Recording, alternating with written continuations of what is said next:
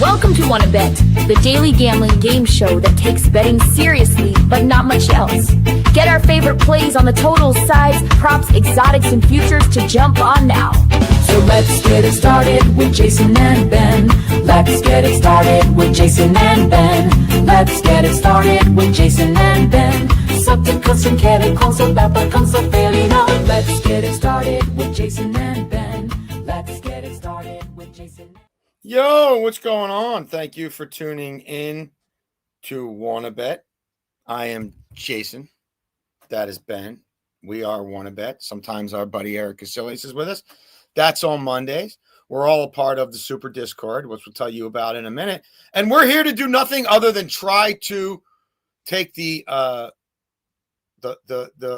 spoils of our work and put it in a format, unique game show style, where we keep score to try to help you win bets every single day. Yes, that's 7 days a week. We're pretty much always here at noon, and the rundown is pretty much always the same. We used to experiment with it a little bit more back in the day.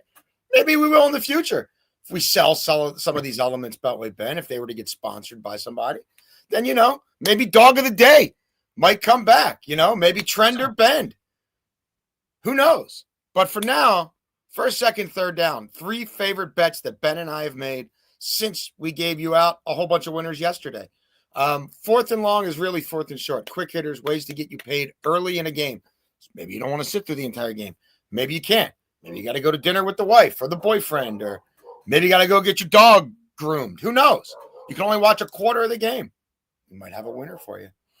Overtime, we give you a football parlay every single day because why not?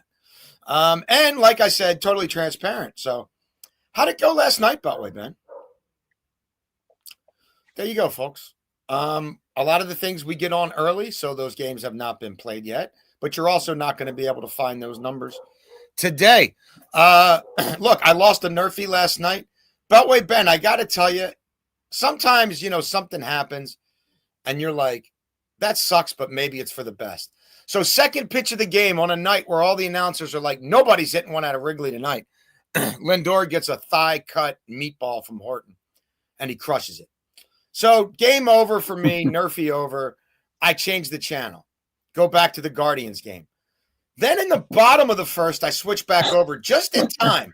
Just in time to see what would have been a much more painful way to lose that Nerfy, Beltway Ben. The Gold Glover. How about that? Glover. Butchers a first and third, 2 outs, routine fly ball on a chilly, windy night in Wrigley where it's going to hang up in the field, and somehow it gets misplayed. If I had lost that Nerfy that way, you know what I'm saying? Imagine what I would have been texting you. Yeah. Right? Oh, I was thinking that. Dude. I was like, you know what? Thank you, Frankie Lindor. Thank you for killing it 2 pitches in, because I knew nobody else was going to hit Horton, and they didn't. Yeah. And I didn't think the Cubs would do much against, Peterson. It was something. It was something. Yeah, it was. And that's the funniest part. I mean, the Mets going to win that game, but that's Soto playing that ball in the middle of a playoff race. And they come back, they win the game. Alvarez hits a bomb, and he's starting to really swing the bat well. I think we might be on some props from him in the playoffs because he's had a hot bat lately. But it was a good night for me. You don't see. We did lose the parlay, which was plus money, but we basically that offset with Aaliyah Boston making 2 buckets for us. Like I said, she actually ended up scoring 6, but I needed 2 layups. We got 2 layups. We cashed that. We were 2 points away from Jackie Young, the 5th leading scorer in the WNBA. We needed 2 points more from her. She had 10 at halftime. The Aces were up a lot. I knew that was done. Yeah. Aaliyah Boston had 7 rebounds in the first quarter. Thank you, Aaliyah Boston. She is slowly, not Cardoso level because she has screwed us, but she's moving in the right direction. She's casting a lot of bets for us. Yeah. Yes. So it wasn't a sweat. Jackie Young hits a 3 right before halftime. We get 10 points. I'm like, all right, we're good. She scores 3 points, and they blow them out. She plays 3 minutes in the fourth or 4 minutes in the fourth quarter and comes out of the game. And it was just like, damn, the blowouts, the WNBA playoff blowouts. Yeah, beware. All our bets in real time. Me, Eric Casillas, Beltway Ben. Whenever we make a bet, we finish making that bet in whatever app That's we're on in. fire. Well, once a week. But he's been good. Really good. If you've got a Niners fetish, if you've got a Niners betting fetish, we've got you covered on the Super Discord. And the bye weeks. Yes. Well said. So there you go. You get all our bets. We make that bet. We get out of that app. We go right into the Super Discord. We tell you what we bet, why we bet it, how we bet it, what the odds are, and why you should bet it now. Yeah, and I'm not going to belabor the point on that Guardians plus 140 hit because we're going to be back on that game in a minute. Tonight's version of it. And I like it for a lot of the same reasons. All right, Beltway Ben, first down. Where are you taking us in the wide world of sports? Well, it's very early, I will say that, but I'm going to go with Napheesa Collier over 21.5 points at minus 110. Now, this game is Friday, so I don't want you guys playing it and then being like, oh, the game's tonight or tomorrow. No, it's Friday night. She's over in one of two games this series, and I could get into a lot of different numbers, but I watched the full game last night. Napheesa Collier drives to and she went over 24 points, drives to the bucket and gets a tough one on Alyssa Thomas, Maryland legend. We're a fan of the Terps here. And yells, screams in her face, and one. Screams it. And Napheesa Collier's relatively quiet. After that, Alyssa Thomas busted her. Fire on her? Oh, my. And Collier couldn't get anything going. She made like 2 more points. Alyssa Thomas drags them back into the game and then carries an overtime, drops Collier. It was bad. And I like Collier. I'm a Collier fan, but I'm also a Thomas fan, Terp, whatever. So it was good basketball to watch. But this was someone who was the lead for the MVP for a while, right? And then all of a sudden, A'ja Wilson takes the Aces straight to the 2 seed and had them playing great basketball. She wins it. Napheesa Collier over 21.5 points. If you don't come out here as a top 2 player in the WNBA, I don't know what to tell you. It's a road game. You're going to have role players usually shy away. These are the games that those role players don't play as well. Crowds rooting against you, all that. It's the stars on the team that come up big in these matchups. Collier, you have to – and Alyssa Thomas after that, every bucket was screaming at her. Every stop was laughing at her. It was pretty crazy. And again, we can get into numbers all we want, but sometimes you have to watch the game and see what's going on. This is make or break for Collier. I mean, if she comes out and plays bad, it's a very bad look for, like I said, who was once a player who was once leading the WNBA MVP voting. So I like Napheesa Collier over 21.5 points at minus 110 on Friday night. I'm going to try to keep my head where I block out this ring. We're trying to take the technical side to another level. At some point, I think we're going to have corporate help with that. I think, allegedly. For now, it's just we're punk rock. It's just a do-it-yourself startup. We're like 2 dudes who start their own garage band and then start their own record label to push out their music. Going to see Bob Mould tonight. You don't have any idea who that is. Nor will I ever. No. We'll be playing some Husker Du, and we'll be playing some Sugar on the show today, Beltway Ben. So you want to get that ready to go. In honor of Mr. Bob from Minneapolis being in town. Did he pass away? No, he's playing at the Auto Bar tonight. I want to see him. Well, you said an honor, so I thought maybe he passed away. I don't know. It's an honor to have him in our town. I could think of a million better things to do tonight. Don't kill him off that way, Ben. I could think of a million better things that I'd prefer to do tonight. And sunglasses at night. Heavy rotation. Heavy rotation. I've got it. If you're on this, go to my Twitter poll. I've got a poll up on Twitter if you're watching this on Twitter. I'd like to see what you think about people wearing sunglasses to primetime NFL games. First down from me, Beltway Ben, is in the NFL. We got a little parlay. Bills are against the Saints. I don't know if they're going to beat the Saints by 35 like Seattle did, but they might. So, look, I don't love the Bills when they're laying double digits. What did we do last week with this game that we destroyed on Thursday Night Football? We took it down. We took the point spread down under a touchdown. We're doing that again. Is that too conservative? Would you be all right playing this at 9.5? Maybe. But I'm okay with it at 6.5. What does Buffalo do at home? They score. They've scored 30 points or more in 9 of their last 10 and 11 of their last 13 at home, and they haven't lost a home game in forever. They didn't play, I don't know, what would you say they played offensively against Miami? A C-plus game? Yeah, it felt like they took their foot off the gas. Took their foot off the gas 30. A little bit, too. Yeah, and they scored 30. And look, I think the Saints will give one up on special teams. I mean, I think there's a Rattler pick 6 just waiting to happen.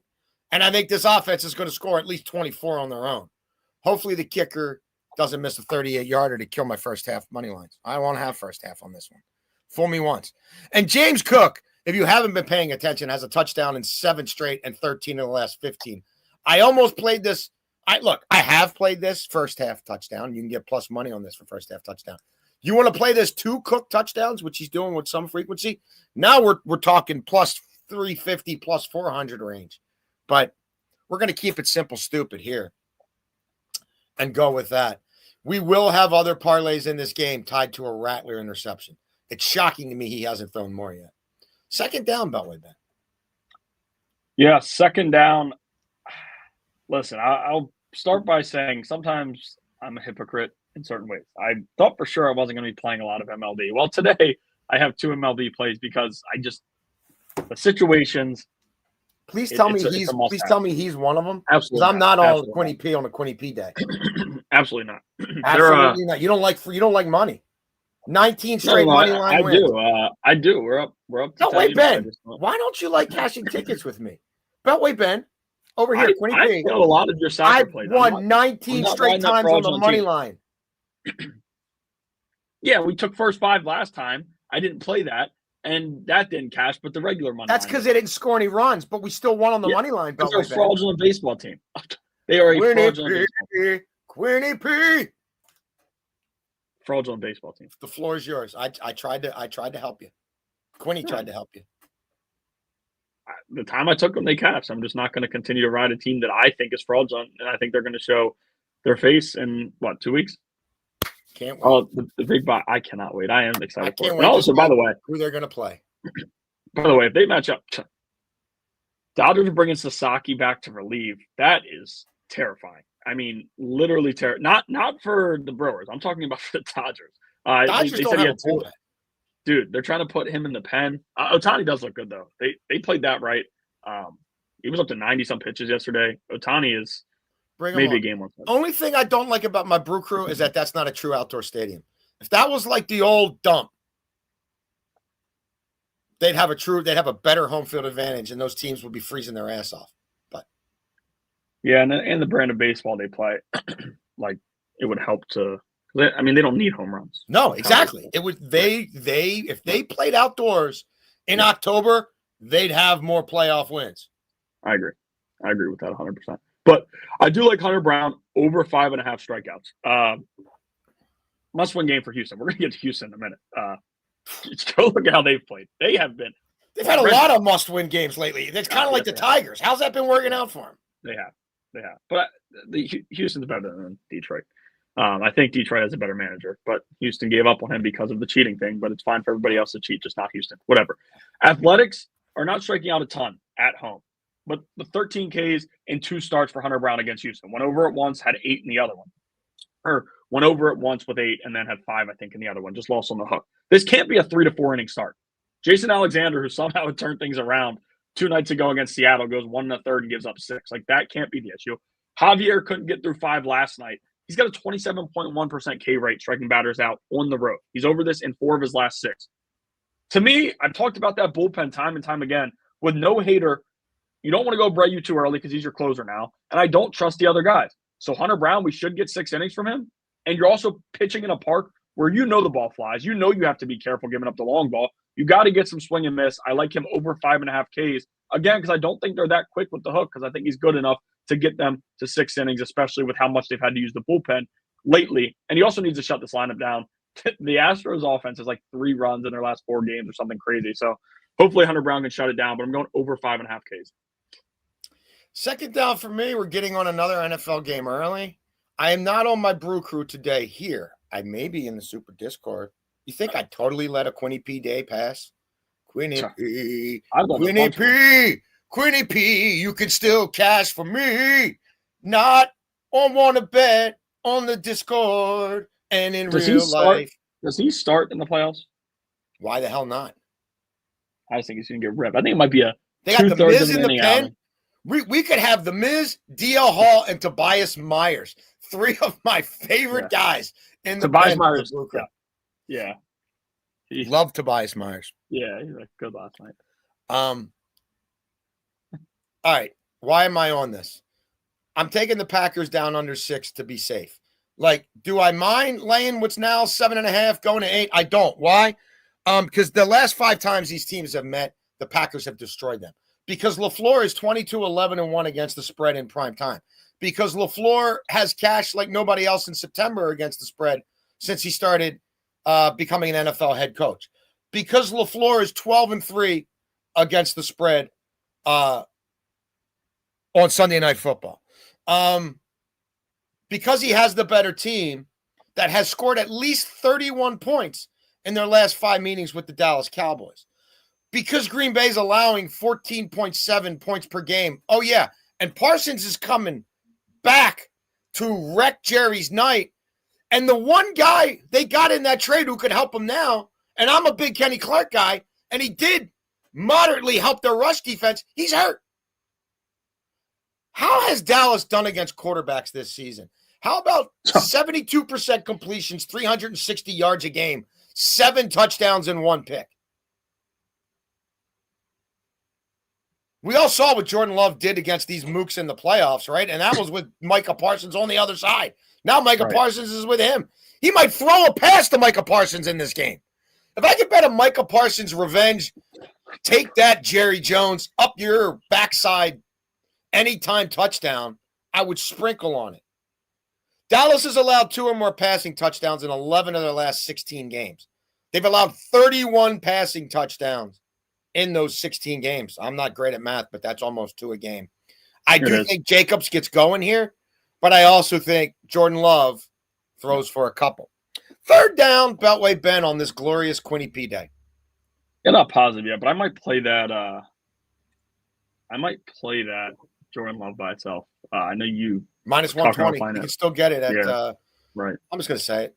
Bet 365. Yeah. You know what? You can the make market's open before anybody. They've got the balls to put their stuff on the market before these other hosers. Yeah. I'll take that, though. You can make that a 1-unit play. Jordan Love over 1.5 passing touchdowns, minus 120. He's going meaty. He's going meaty on Jordan Love. That is what I'm doing there. I may sprinkle on Jordan Love to throw. Twa.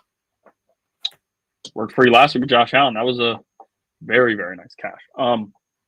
Houston Astros on the money lines where we're going 3rd down. They said taking a risk here.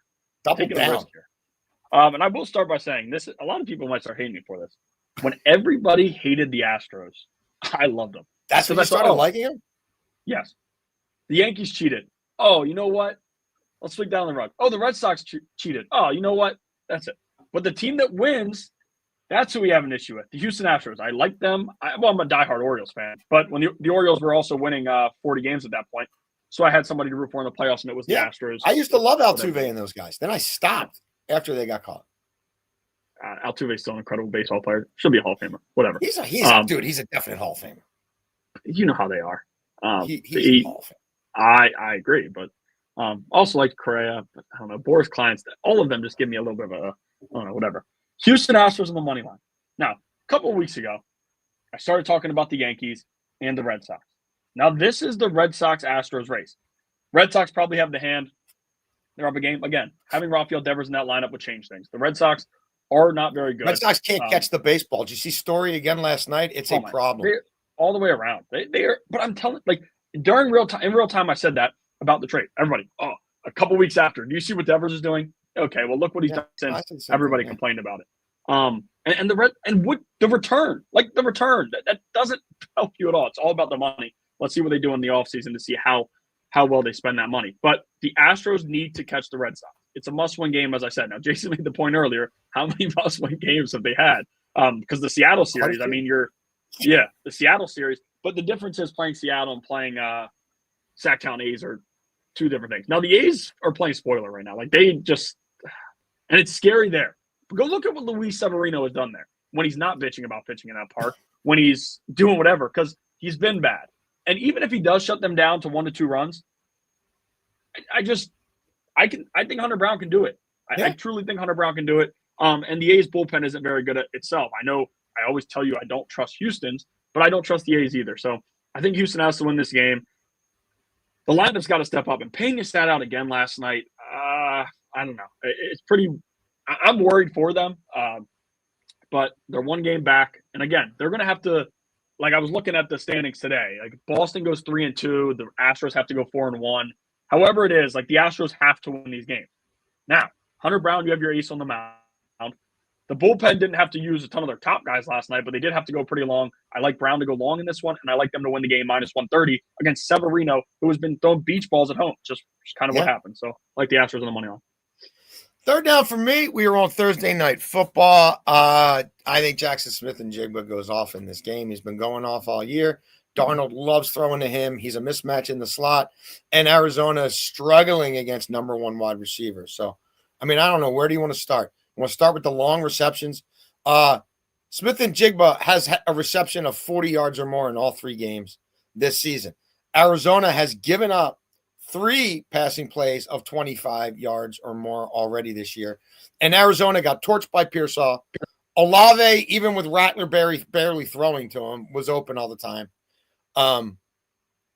And Tet, who's been in the league for 5 minutes, went off on him with Bryce Young throwing to him. So I have some concerns about Arizona being able to hold Smith-Njigba in. He's getting a 40% target share from Sam Darnold.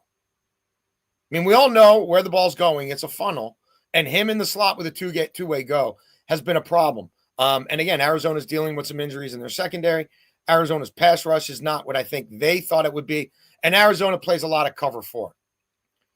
Jackson Smith-Njigba's plenty fine with quarters coverage. So I like this matchup. Again, Darnold, 1 passing touchdown. I don't think I'm asking for much there.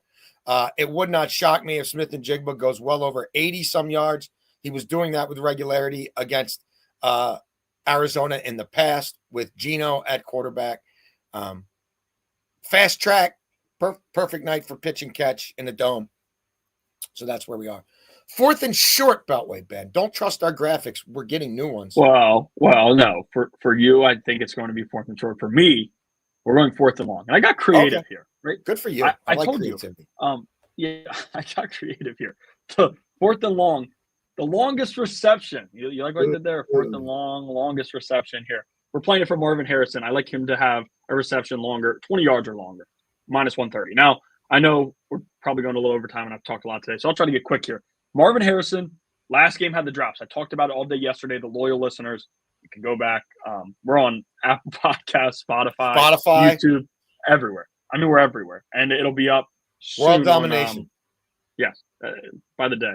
And Marvin Harrison getting 20-plus yard receptions is going to help that. Now, I think they're going to take shots to him. He's over this in 2 of 3 games, even with the drops. He's averaging close to 6 targets per game. He's a big-time playmaker, right? 20-yard catches. Yes. That's what he does. McBride can make some big catches, but at the same time, McBride is a little bit more of an easy throw for Kyler Murray, where he's taking shots down the field to Marvin Harrison. The secondary has struggled against wide receivers this year.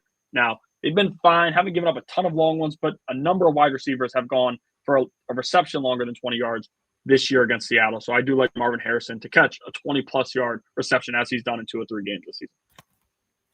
We're back on the guards. A little different tonight. This is short. You only have to watch half the game. I thought about playing around the 4 1/2 inning markets. Didn't see anything I loved. I think the Guardians are I like them on the run line here too, but my favorite play is money line. If we push, we push.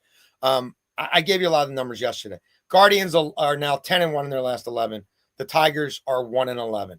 Watching that game last night, when the Tigers had bases loaded and 1 out, and Gavin Williams gets chased for a strikeout, even though the Tigers were up 1-0 and going to go up 2-0 on the Riley Green home run, I felt really good about my Guardians plus 138 money line right then and there. And they outlasted Skubal, and they got the pitch count up, and he did walk more than he'd like I told you guys he would. And he was really, really good. He wasn't utterly dominant, and the better bullpen played out, and the better offense right now played out. 35-14 in the division are the Guardians. We just need them to have a lead after 5. Jack Flaherty, General Soreness, the general on the bump for the Tigers. He's got a 5.2 ERA on the road. He has not proven to be particularly clutch. He certainly wasn't as a Baltimore Oriole. He hasn't been good his last 7. The Tigers have won just 1 of his last 7 starts. Last time out, Cleveland beat him 4-0. Last time he faced the Guardians. And I like Tanner Bybee, and I like him at home. And he knows what he gets soft contact. He knows who he is. He's not chasing strikeouts. He plays to that ballpark. He's got an athletic defense behind him. And the Guardians have all the momentum in the world right now. Were you going to say something about Beltway, Ben? No, I was shaking my head. Yeah. I agree. So that's where we are tonight in MLB. We do have other MLB plays on the Discord. Overtime. Listen, I know Jason's going to be shaking his head this one. Where are you going now? Falcons on the money line, the Vikings on the money line, and the Dolphins. I was going to say, it better be a big payoff, and it is. Yeah. Right. The Vikings and Dolphins, it's supposed to be Dolphin. I like Dolphins. The Vikings, the Vikings and Dolphins. They're both under -200. And I might play them both straight up as a regular money line play when we get closer. Mm-hmm. Not fully sure yet, but the Falcons return home, and the NFL is such a weird league. You see them go out and lose by 30. How many times does it feel like every year we see a situation like that? I needed 7 points out of them, and I couldn't get it. Zach Robinson, Fugazi, reassigning your wide receiver coach and taking this mook from the press box to the sideline. Hey, I'm going to change a damn thing. You don't have an offensive coordinator. And the worst part is we raved about them on Sunday. Like they're finally here. They're legit. Dude, they gave up 4 yards of play and 240 yards total offense and lost by 30. It's crazy. Couldn't believe it. They're top 5 in the NFL in yardage differential. Right. And they can't score a point. Right. Bijan Robinson is doing historic things with scrimmage, and they can't get the ball in his hands more than 15 times a game. Yeah. I've had an issue with how they've used him since Robinson took over, to be quite honest with you. Like, I don't know. But I do think he gets off a little bit here. I do not trust the Commanders. Jason was all over that heading into the season. It burned me last week. It burned me last week. But no, Sunday, bloody Sunday for me. Whoa. Yeah. No, but I think the Falcons handle business here at home. I think the offense will do way more than it did against the Panthers. And it is like, you look at historical stuff, for some reason, the Panthers and Bryce Young, they have the Falcons' number. It's weird. I don't get it, but they just have their number. Now you return home. As I was saying before, in the NFL, you find weird situations all the time where you're like, how does this team go lose by 30 to Carolina and end up winning at home against the Commanders team? It's just how I feel. Talked about regression with them. The Vikings, I'm not fully buying the Steelers. I think the Vikings handle business. I really like what I saw from their defense, and I think Wentz is the better option at quarterback, to be completely honest with you. And then the Dolphins. I see them winning. Monday night, this is a have to get right spot. I somewhat like what I saw against the Bills. Tua did still chuck the interception, but they played better. I think they're going to at least just win this game. They're not going to win a lot, but I think they win this game Monday night. I think that's going to be an over game on Monday night. I think that's going to be a shootout with the Jets, and I'm with you. I do think they win. I've got a parlay as well, not nearly as ballsy. So I've already told you about that Bills game and why we're comfortable with that at 6.5. We've talked about that Packers game. Now we're not even playing it at the 5.5. We're playing it at 2.5. If they're not a field goal better than the Cowboys, shame on me. And then look, I'm willing to take that Chargers. I think the Chargers cover the regular number. I don't think Jackson Dart's going to scare Jesse Minter's defense. That's top 3 in the NFL. I think the Chargers win that game probably by double digits. But for these purposes, because it is they've done a lot of traveling. They've had a weird schedule. They were in Brazil. That can kick you in the ass 2 weeks later. Maybe the crowd, maybe they're fired up, and Jackson Dart, maybe he runs for 100 yards or something goofy like that. So I'm just going to play money line plus money. Beltway, Ben, how did we do last night again? There you have it, folks. That is documented what we've done since our first show, May 21st, with Katie Mox, who's getting one of the 12 WannaBet hoodies that aren't in existence yet, but they're in production. That's what we've done. Every bet we've made and our record since we started this. You want more winners? They're in the Super Discord. Scan that QR code. Tell EK we sent you. Tomorrow at noon, Beltway, Ben? Yep. There you go. Noon. You want to bet? We want to bet. Thank you for betting with us. Listen to us on Spotify. Subscribe somewhere. I think you can subscribe to get this whenever I go live on my Twitter. And then definitely please subscribe at Spotify, Apple Podcast. You can subscribe to our YouTube. Even if you're not watching it on YouTube, subscribe if you don't mind. And we'll keep giving you winners. Thank you.